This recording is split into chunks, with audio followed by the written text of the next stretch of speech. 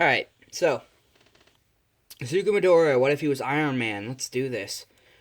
So, Izuku, at age 4, finds out he's quirkless. He's born to the Midoriya family, a very rich family. Midoriya's father, which we'll call Mr. Midoriya, was Melissa Shields' father, the girl from the movie, best friend, and they did all the projects together. They worked on everything together, and they had a really good company going.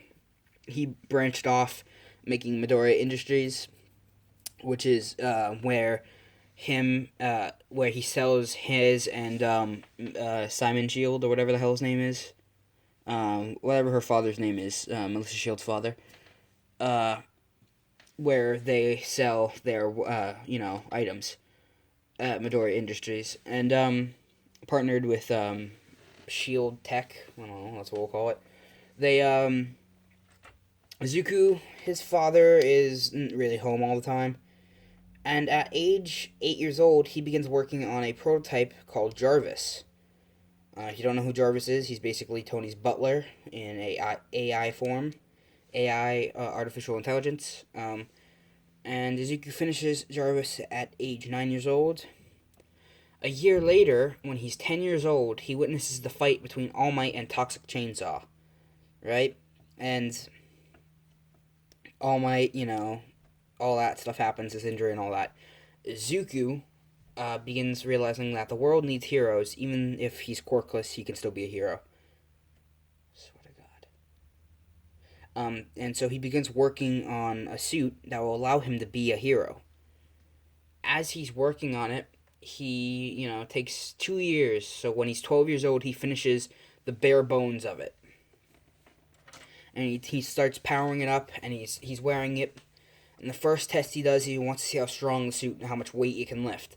So he walks over to his dad's prized collection cars, and he lifts up his dad's favorite car in one arm. And his dad's favorite car weighs around 500 pounds. One arm, he's happy with it, but thinks he can get a little higher up there, maybe like 600 pounds, maybe even 700 in one arm. So he continues working on it.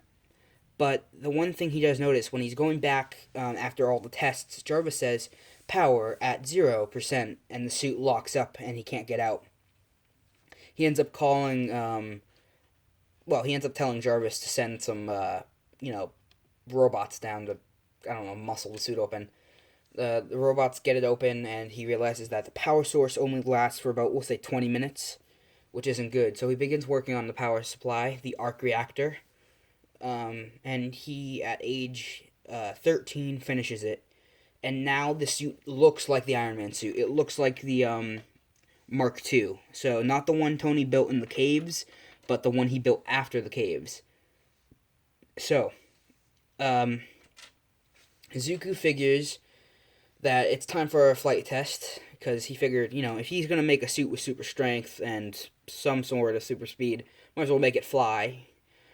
So he begins working on the and this is how he figured out that he could make it fly. The arc reactor pulse was this is how he figures out about the arc reactor. Sorry, not about how he can fly. He makes the arc reactor tech power. Arc reactor powers the goddamn, can't think of the blast.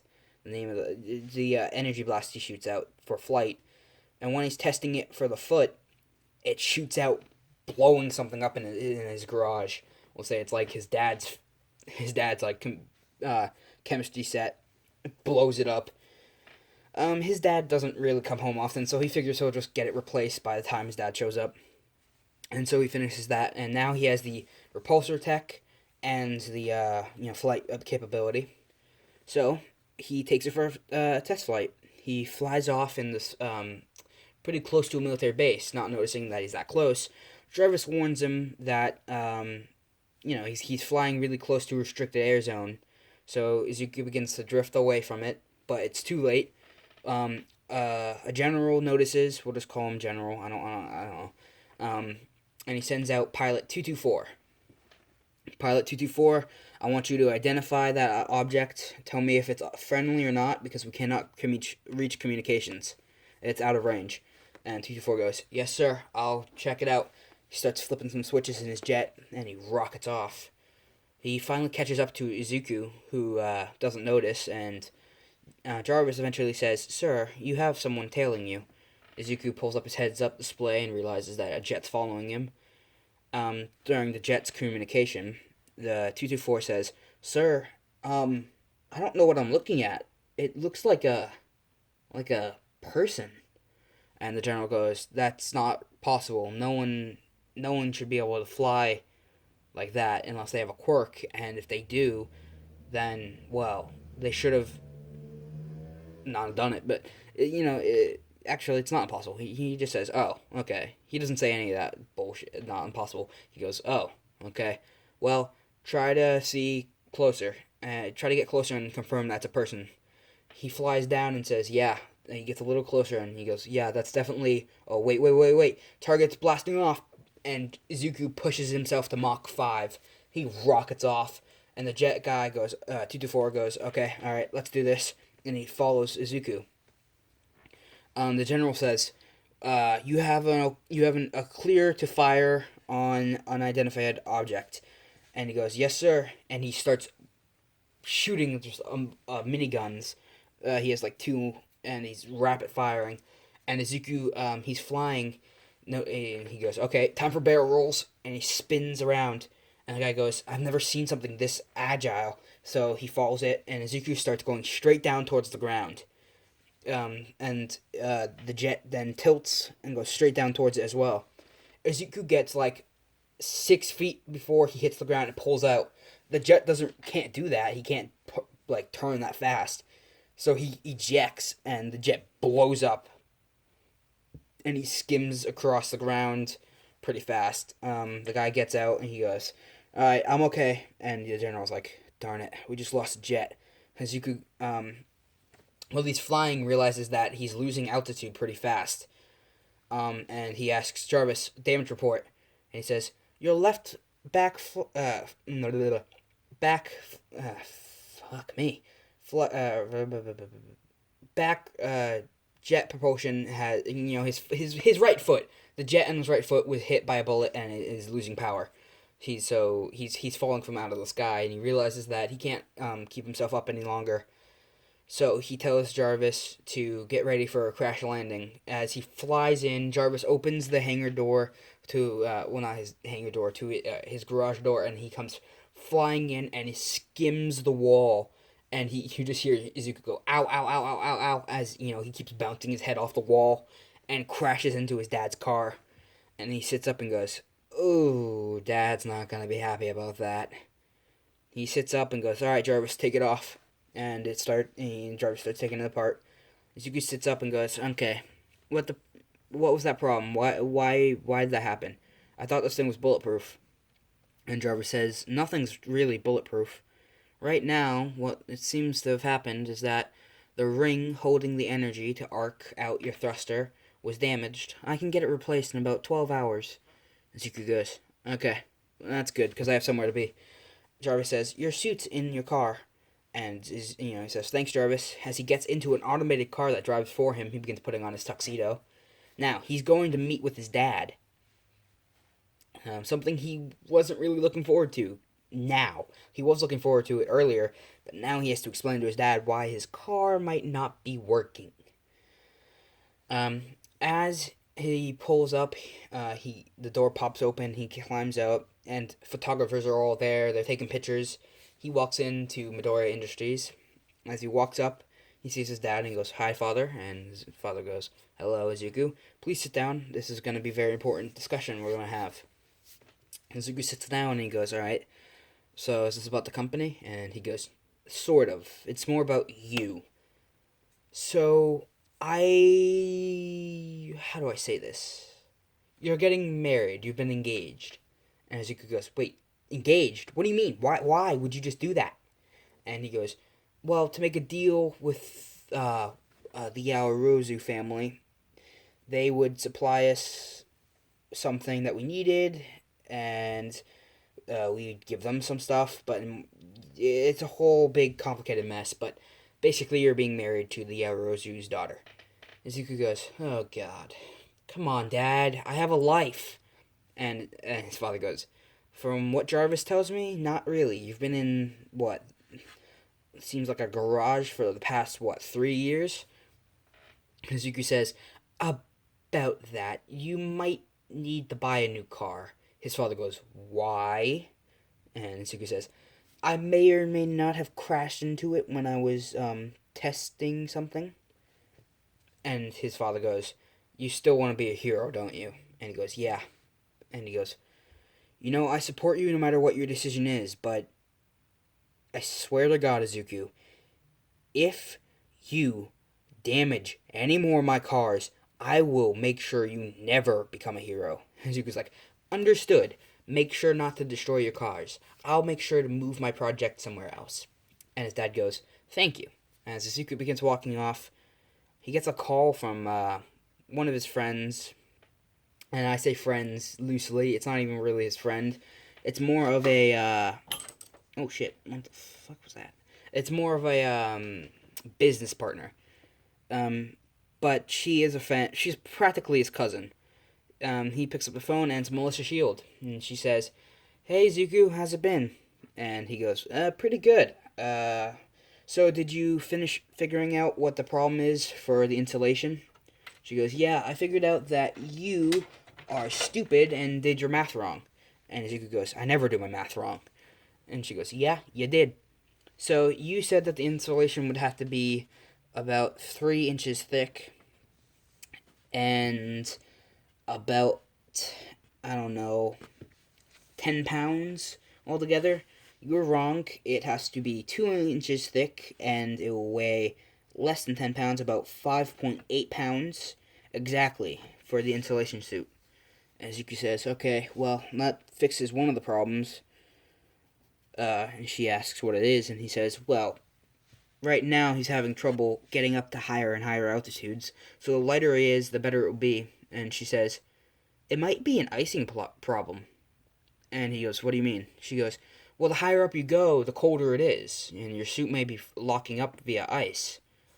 And he goes, huh, I didn't think about that. And Jarvis says, of course, because you're stupid. And he goes, Jarvis, you're doing the laundry. And Jarvis says, yes, sir. And Izuku, he begins thinking about it. And he asks Melissa, what do you think would fix the freezing problem? She goes, how about what we use on our satellites and jets? And Izuku says, what? The steel? That stuff doesn't freeze? And she goes, no, the gold titanium alloy. And Izuku says, huh, that would work.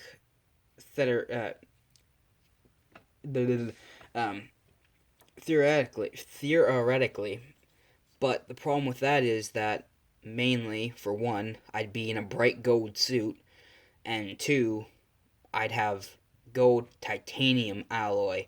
Titanium's really not the best for mobility. And she says, yeah, I guess, but you can just amp up the juice in the arc reactors and add some flight stabilizers, and we should be able to knock this out in about 2 weeks. He goes, okay, let's try it. 2 weeks later, he gets the finished prototype. Jarvis finishes building it.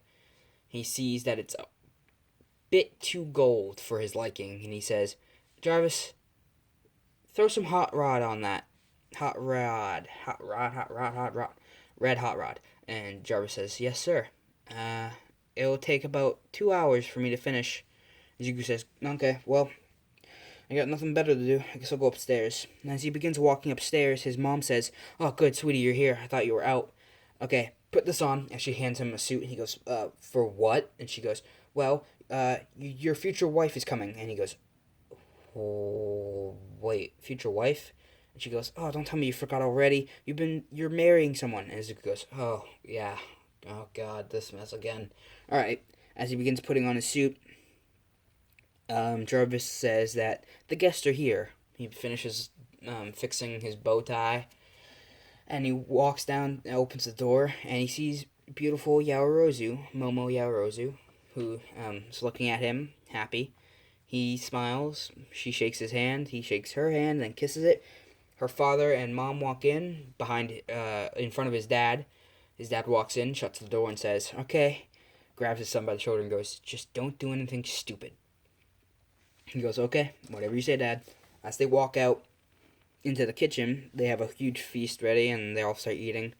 And Izuku, Inko, his mom, asks, so, Momo, what do you want to do when you grow up? And she says, I want to be a hero. And Izuku looks at her and goes, huh, me too.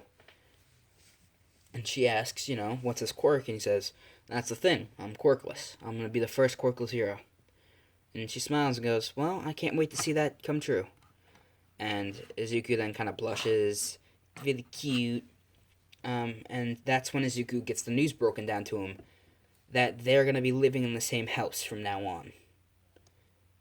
Izuku asks, so whose mansion are they moving into? And she says that neither of you will be going with your parents. We are buying you your own house to live at. And Izuku says, oh, okay. Alright, cool. And him and Momo have to go on a date now to get to know each other. So Jarvis says that the suit is finished, sir. And Izuku says, not right now. He's busy. And Jarvis says, okay. And Jarvis shuts up. And we go to the next day where Izuku picks up Momo. Izuku has a driver's license.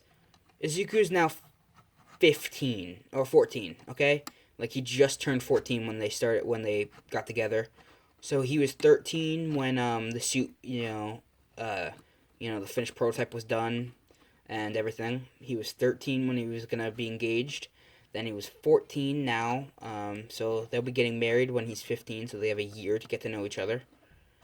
And Izuku and Momo go on their first date. She asks him over the phone the night before the date, where are we going to go? And Izuku says, I hope you like music. I bought tickets to, I don't know, some big concert. Pick a song or band you like. My personal song or band of choice would be Imagine Dragons because I love their music. Or Five Finger Death Punch. Heavy metal motherfuckers. Or probably Panic at the Disco. If I had to choose out of those three, probably be Panic at the Disco because, honestly, they're good. But, so, let's do this.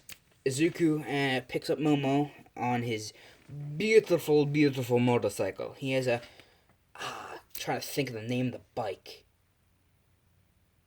I don't know. I don't got a name. Picture a motorcycle, Google search motorcycles, pick a motorcycle you like. That's the motorcycle he's got. Whatever you want it to be. Because it's your imagination as well as it is mine. But I know exactly what I'm picturing because it is beautiful. But Izuku, he begins to, drive away when she's putting on her helmet. He drives slowly because he doesn't want to hurt his future wife. And during the band, they're singing. Izuku and her are dancing. They're having a great time.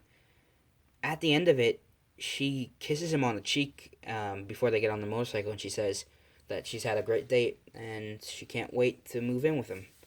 He smiles and says, yeah, this is going to be a good life. And on their way home they go. So, Izuku drops her off at her house because they haven't finished moving into their house, their new house, the one they're going to move into.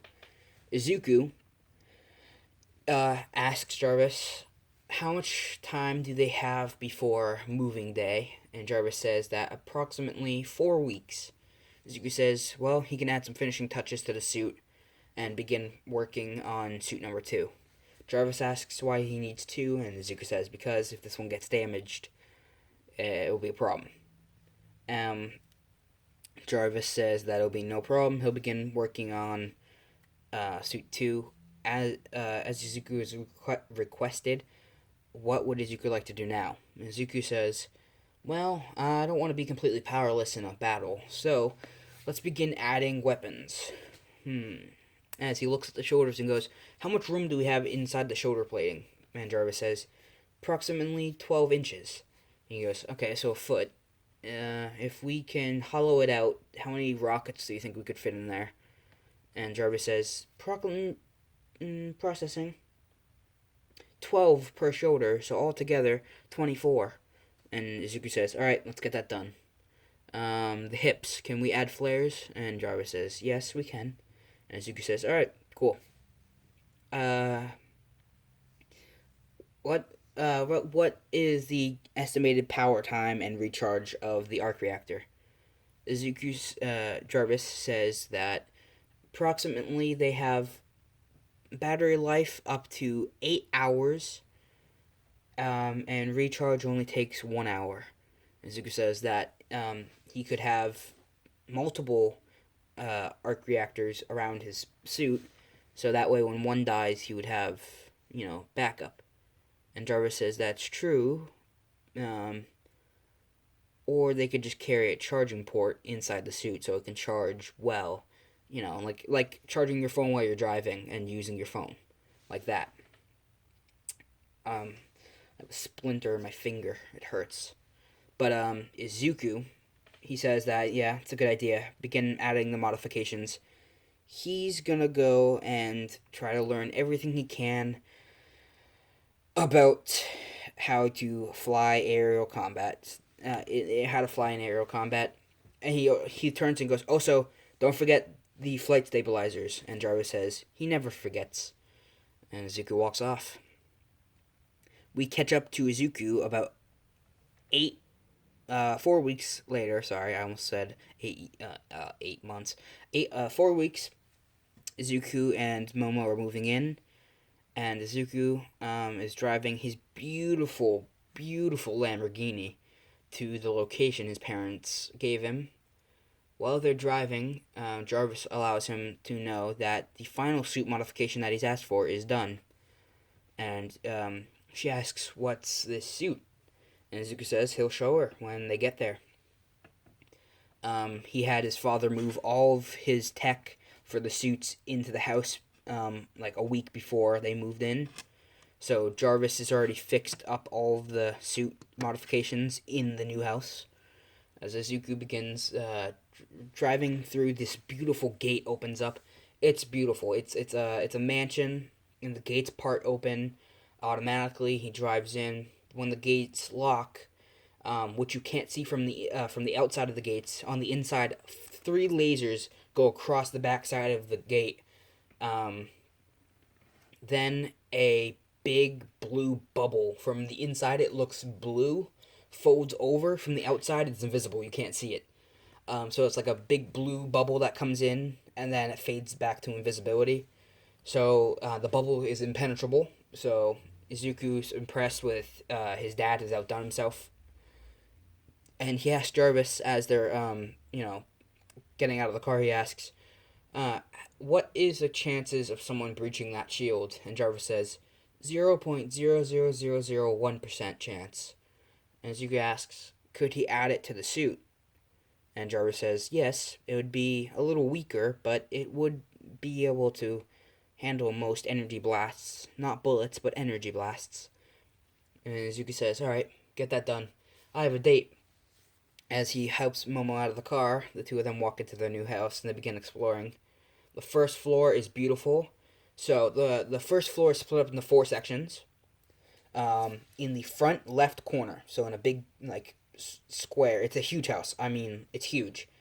Your house, whatever the size of your house is right now, take it and quadruple it, and then double that. So take 4 of your houses into one square, double that. That's the length of the house sideways. The length of the house, so it's 4 sections of 4. So if you took your house, folded it into 4 pieces, then put one behind, one to the left, and one in the far left, or back left. That's the space of his house. And so the first corner at the top of the left is their beautiful kitchen. The right front piece is their beautiful, beautiful living room. In the back left, they have a huge gym, and in the back right, Izuku's workshop is there. They go up the stairs. As they're looking around, they see they have many rooms. Whichever one they want, they can choose to sleep in. Izuku notices that the biggest room is the closest to the bathrooms because they have bathrooms directly inside their room. So they choose Momo asks, are they going to sleep separately or together? And Izuku says, I have no problem sleeping with you. It's just we can't sleep together yet. I mean, sleep together, not like, share the same bed. If you catch my drift. Um, so Izuku and Momo share the same bed, and we then skip the next.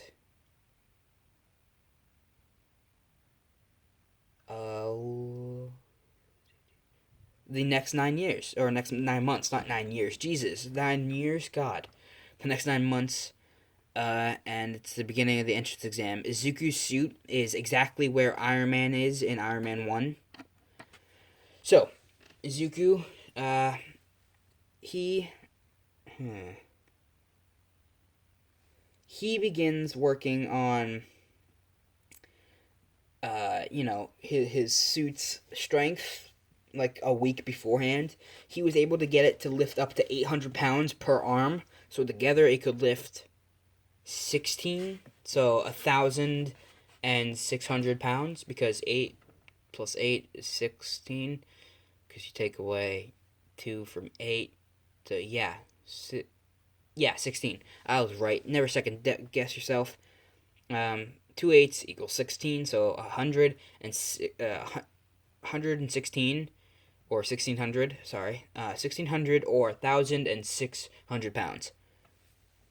So, Izuku, now at the test, we'll begin with Izuku. He is, he aced the theory test. He better, oh my god.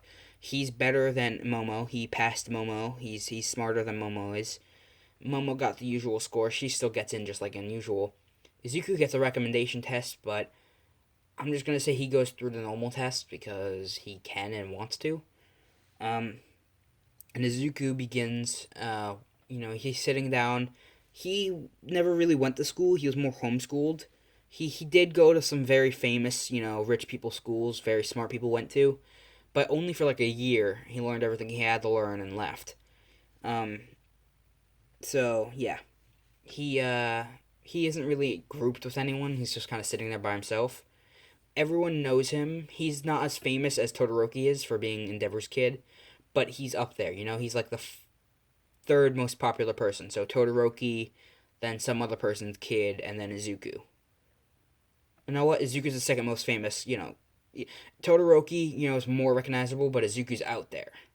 Actually, Todoroki's less recognizable than Izuku, because I said so. Izuku is way more famous than Todoroki is, mainly because Todoroki doesn't seem like the person to enjoy the spotlight, and Izuku kinda is. Izuku begins the actual, heavy duty, big, entrance exam. As he's walking in, he has his suit on, and everybody looks over at him and goes, "That's cheating." And Izuku looks around, and his face mask pops open, and he goes, "No, it's not. I'm quirkless, and this is my armor." As he pops down his face mask, President Mike says, "What are you waiting for? There's no, getting ready time in fighting and combat." He says, "Go," and Izuku begins to fly and rockets off. Everyone else is like, "That's cheating!" And he flies through the city, shooting arc blasts, or whatever the hell it's called, repulsor beams. It looks like that scene in Avengers where Iron Man's just kind of shooting things out of the sky. He's flying down. He lands. One of the robots swings its giant arm at Izuku, who catches it with his giant arm as well, rips the arm off, and begins to beat the shit out of this robot with its own arm. He eventually breaks its head off, turns around, punching a hole straight through one. Then he deploys all 24 of his rockets that fly into individual robots. He destroys 24 robots. That alone, those 2 plus 24, so 26 robots, gave him a total of 79 points. Because a lot of them were 3-pointers, and I don't know. I don't want to do the math. But Izuku gets 79 points, and he's shooting and shooting and shooting. By the time the 0-pointer gets up out of the crumbling buildings, Izuku has a total of 88 points. Izuku sees the 0-pointer, flies over to it, and it's about to run over Uraraka, who he doesn't recognize, but Jarvis does say, "Heads up, there's an innocent in the way." Izuku flies over, flies in front of the giant robot's eye, and says, "Jarvis, flares," and the flares activate, and the robot is blinded for a second, which turns looking at Izuku, trying to swat him out of the air. And it's like a giant, slow-moving arm, and Izuku goes in between its middle finger and ring finger, down its forearm, and shoots a giant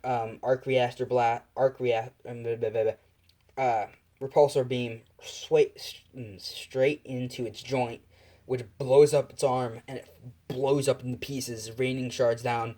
And Izuku says, "Jarvis, how many rockets do we have left?" And Jarvis says, "None." So Izuku begins flying down, shooting pieces of debris so it doesn't hurt anyone.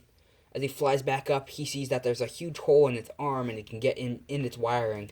He flies in and says, "Jarvis, let's destroy some stuff." As he flies in, Jarvis says, activating full power. As Izuku begins spinning in a circle with his arms stretched out, he shoots beams out of his hands. I'm trying to think of the name every 10 seconds. Repulsor beams straight from his palms in a circle motion, going through its arm, and the rest of its arm blows up. Izuku gets into its chest, sees its power core, and goes, "Alright, Unibeam," as the Unibeam from his chest, or Arc Reactor Blast, shoots straight through the giant robot's, like, basically its heart, and coming out the other side, the zero pointer falls over as Izuku gets hit by the inside of its back, falling as the zero pointer hits the ground. He hits the chest piece of the zero pointer, sitting up. He rubs his helmet and goes, "Okay, could have been a little bit better." And he flies out and goes, "Alright, is anyone hurt, Jarvis?" And Jarvis does a 3D scan of the city and says, "There are no casualties, but there is someone stuck under debris." Izuku says, "Where?" And Jarvis says, "Right there, 20 feet below you, directly underneath." Izuku flies down, sees Uraraka stuck under a boulder. She begins to lift it, and Izuku goes, "Huh, she's strong." As she's lifting it, she loses her concentration, because she throws up everywhere, and the boulder drops. We'll just say she accidentally released it, and Izuku catches it with one of his arms, and his arm is struggling, so he puts his other arm under it and then stops struggling. That boulder, will say, weighs 800 pounds exactly, and he drops it to the side, helping her up. Oh, God. Chew. God bless me, Jesus. Mary and Joseph. Alright, so. Sorry about that. I had to sneeze. Izuku helps Uraraka up and she thanks him. And Izuku says that it's no problem. It's his job as a hero. As he begins flying off, and then time runs out. Uraraka and Izuku both pass, if you're wondering, because Uraraka's always going to pass. And 2